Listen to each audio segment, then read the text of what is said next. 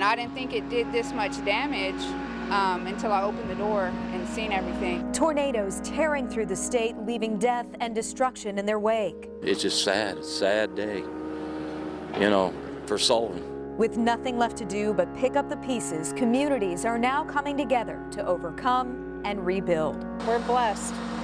We're just blessed that that's all that happened. We are just so amazed. It's so wonderful, the outpour that we've had from this community here. It's just wonderful. It's devastating, but things can be replaced.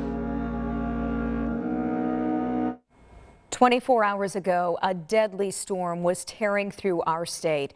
Tonight, we know that destruction was caused by at least 7 tornadoes, and there could be more. Survey teams will be back out again tomorrow. In Sullivan County, an EF3 tornado wiped out homes, impacting hundreds and killing at least 3 people. In Johnson County, an EF2 tornado demolished parts of Whiteland, leaving neighborhoods nearly unrecognizable. And now we're seeing the aftermath of that storm. Our team coverage tonight at 11 takes us into the hardest hit areas of central Indiana. But first, we do want to take a look at how quickly this storm took hold of the Hoosier State. Kelly Green walks us through the timeline. The first tornado touched down in Sullivan County at 10:23 p.m. The storm ultimately destroying about 200 homes in just about 11 minutes. At 10:45, an EF1 tornado touches down in Clinton County, this one spending about 8 minutes on the ground. At 11:11, the first tornado lands in Howard County. Another touches down just 4 minutes later. 5 minutes after that, a third tornado, this one an EF1. At 11:27, a brief touchdown in Bargersville, and then at 11:33, an EF2 causes widespread damage across Whiteland.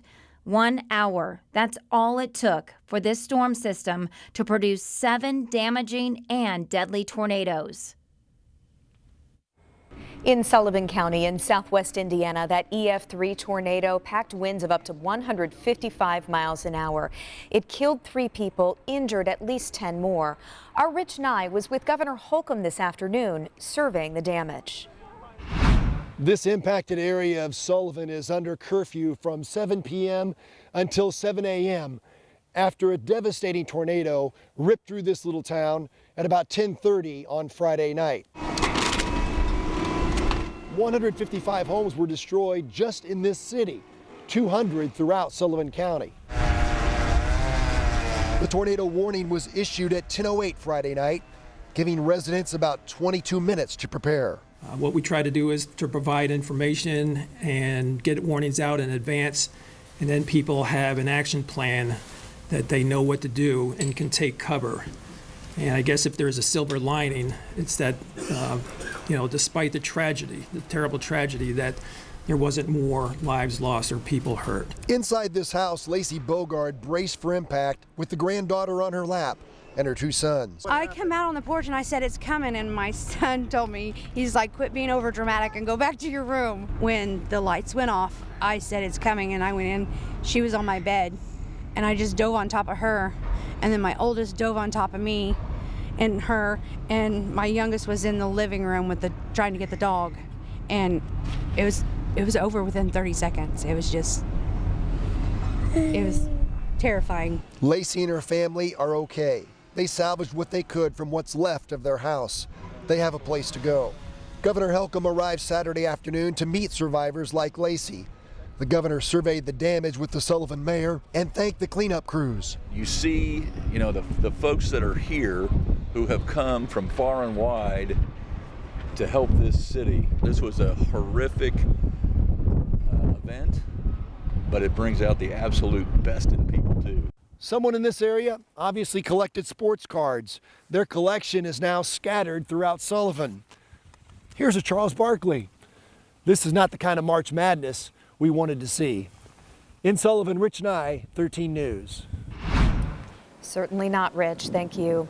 The cleanup process in Sullivan likely will take many months, and those who made it through the storm are sharing their survival stories, hearing warnings, and then taking action. It's devastating. I mean, everything that has been here all these years is just gone.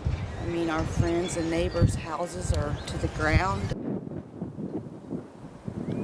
With more than 150 homes destroyed just in the city of Sullivan, families certainly need help with recovery.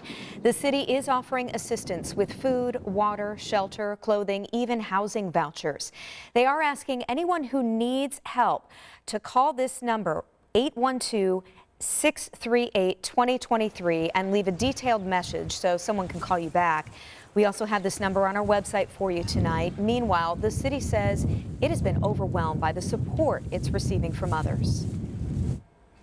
So many people want to help, but they just don't know how. And we appreciate everybody's help, but at the same time, we are still in a search and rescue operation, and we want to make sure that we don't necessarily flood the areas, right?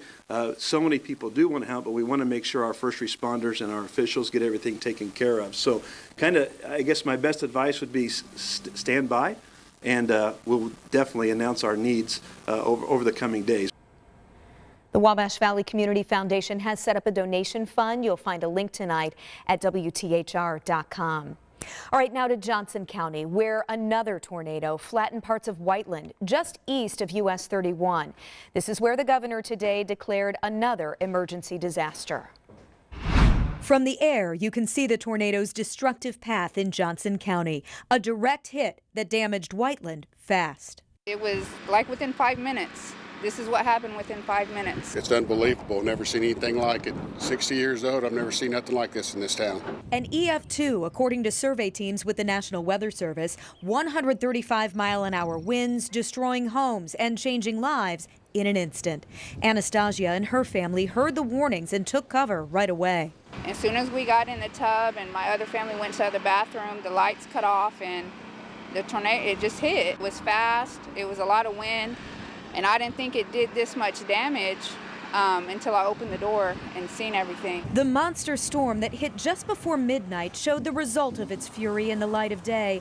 Houses off their foundations, cars now mangled metal, debris and downed trees everywhere. The cleanup for families almost overwhelming. And we're all going through the same thing, and I'm just grateful that everybody made it out okay. That is the good news in Whiteland. No deaths, no serious injuries, and now no shortage of help. We bought 2 pallets of water, some blankets, and some other things. Business owners like John Merrill went shopping Saturday and dropped off donations at the new Whiteland Fire Department, a room full of goodwill for neighbors in need. My golden rule in life is if somebody would do something for me, I'll do it for them. And I can tell you that I bet there's not a citizen in Whiteland that if they knew I needed help, wouldn't help me. So it's that simple. Same giving spirit at Greenwood Middle School, where storm survivors can take temporary shelter. People have just been so gracious and just an outpour of love from this community for their neighbors.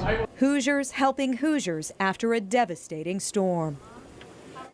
Several organizations in Johnson County are helping tornado victims, from the Salvation Army to the Fire Angels. And if you shop at Kroger, you can make a donation at checkout. Just ask the cashier.